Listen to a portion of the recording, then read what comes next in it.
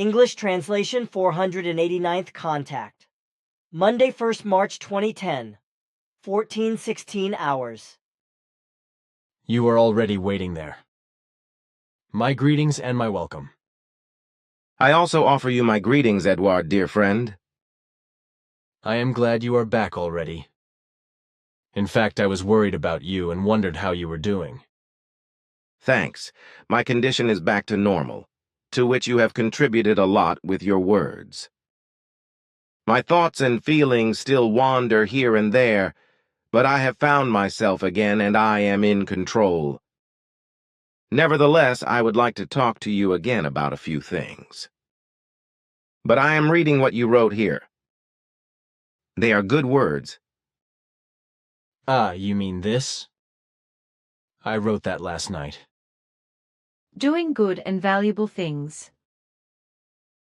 Would good human beings, according to the truth.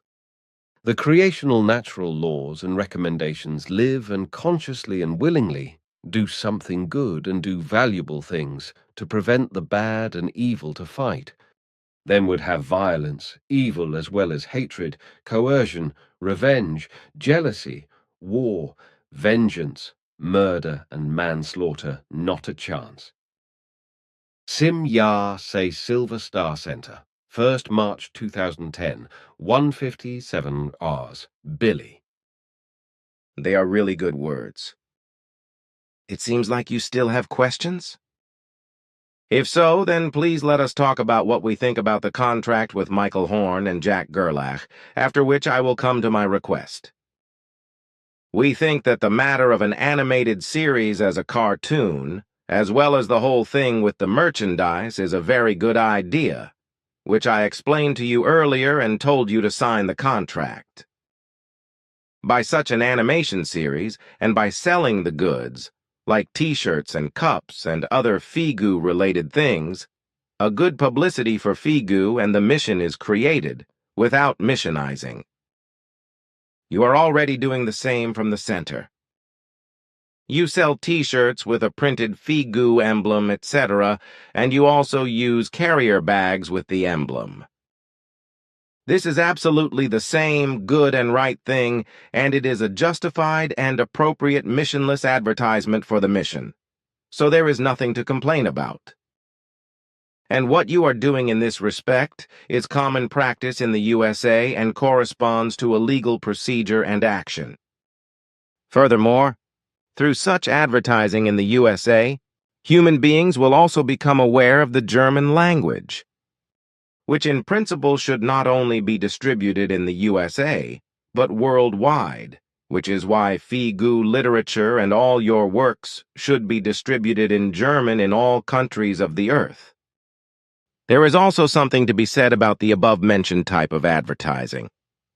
The whole thing is the same with your information stands, where only persons who are interested in the matter ask for more information absolutely voluntarily. Therefore, the sale of merchandise in the USA will be equally voluntary. Consequently, only persons will buy the goods who have an interest in them of their own free will. These will then also be those who ask for further information and possibly, also voluntarily, want to have more information and possibly also contact the Figu in the Mother Center. Basically, however, the whole thing has nothing to do with missionary work, but is merely an informative advertisement, which is also carried out in the USA and has no direct connection with Figu, and is also not under the name of Figu-I, as you said. This kind of advertising has long been spread worldwide from the USA and is common all around. Even if it is used commercially, it is still justified and has nothing objectionable about it, and therefore Figu and the mission are not harmed by it, but rather make a profit by advertising. This because demands for the background of the merchandise and the animation series arise, whereby an interest then appears, which leads to the fact that further and more information is requested, and human beings begin to concern themselves with the teaching of the mission. Through this, many find the way to the teaching of the truth. From this, there is a change in their world of thought, as well as in their outlook on life and their way of life, in favor of love, peace, freedom, and harmony, as you emphasize again and again. For me, the thing is clear, which should probably also be the case for the core group. And that in the USA, this kind of advertising is much bigger than in other countries. Well, to this is only to say, other countries, other customs and traditions. You do not need the approval of the core group for this contract and your actions, since the materials to be used are your property.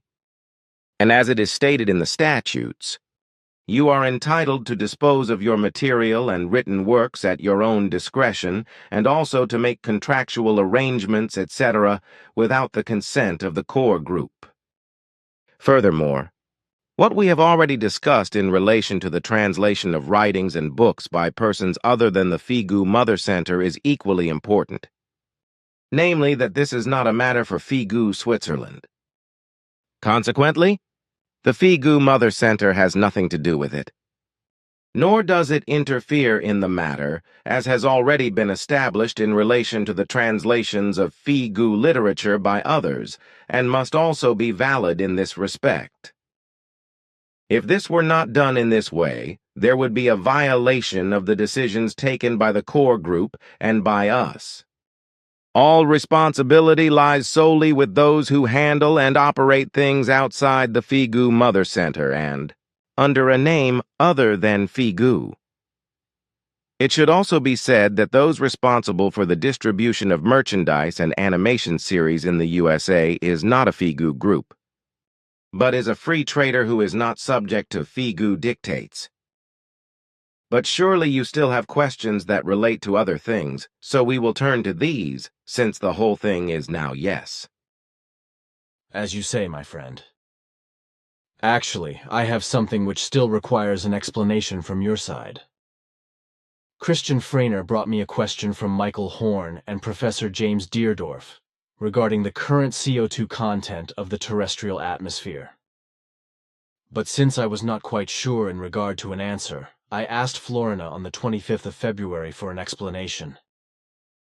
Both obviously thought that the current content is not yet dangerous, and that it also does not climb so quickly.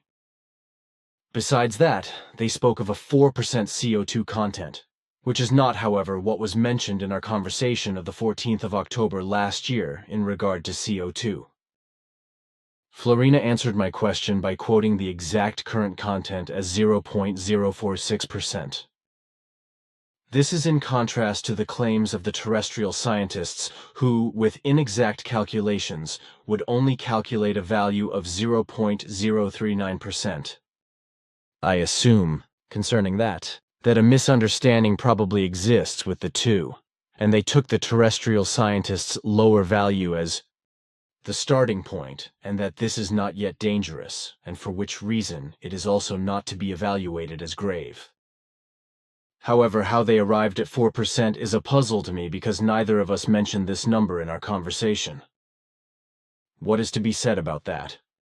It is correct that the current CO2 content on the Earth amounts to 0.046%, respectively 460 ppm parts per million, which is truly quite a lot more than the terrestrial scientists register with their inadequate apparatuses. This CO2 content of 0.046% is not yet very grave for the life forms, but with humans who are more susceptible than others regarding CO2, it leads to very frequent migraines, with nausea and dizziness. But among diverse other factors, the molecule also strongly influences the climate and therefore contributes to climate change. The content of 460 ppm is therefore not harmless. Instead, it has already, for a long time, shown certain effects with humans who are susceptible to it, as it also has in regard to climate change, through which natural catastrophes take the lives of many humans. The named 0.046% of CO2 impregnates the atmosphere, whereby, however, this says nothing about the CO2 which has accumulated and continues to accumulate in the soil and in the oceans and other bodies of water, and which is freed by and by as a result of various processes and also enters the atmosphere this way. It also says nothing about how the CO2 damages all seas and other bodies of water in that it acidifies them. The gas will be poisonous for the humans when, in the air, it reaches a content of approximately 1%, which will then already lead generally to headaches and chronic tiredness. It has an absolutely deadly effect when it reaches a content of 8% in the air. Naturally, the entire thing still corresponds to a longer process and will not take effect overnight. But the whole thing will not be stopped if the Earth humans proceed with their uncontrollable reproduction and continue to produce the gas in excessive amounts as they have until now. As a result of everything which is coming in the future, factors can come about which allow the CO2 content to suddenly and rapidly increase, especially when the molecules which have accumulated and continue to accumulate in the soil and in the oceans escape into the air as a result of some sort of circumstances and become dangerous for all breathing beings. That is certainly not the case yet, and also one cannot expect it to be the case very quickly, but to think that the CO2 content of 460 ppm is not dangerous corresponds to an erroneous assumption because that is already alarmingly high. Because, namely, as a result of the molecule, the climate is strongly influenced in a negative way and causes certain human beings health difficulties with migraines, nausea, and dizziness. Around 150 years ago, the CO2 content in the atmosphere amounted to 0.028%, and shortly before industrialization, the content of CO2 on the Earth amounted to 187 ppm. Subsequently, the content has therefore climbed by a disturbing 273 ppm.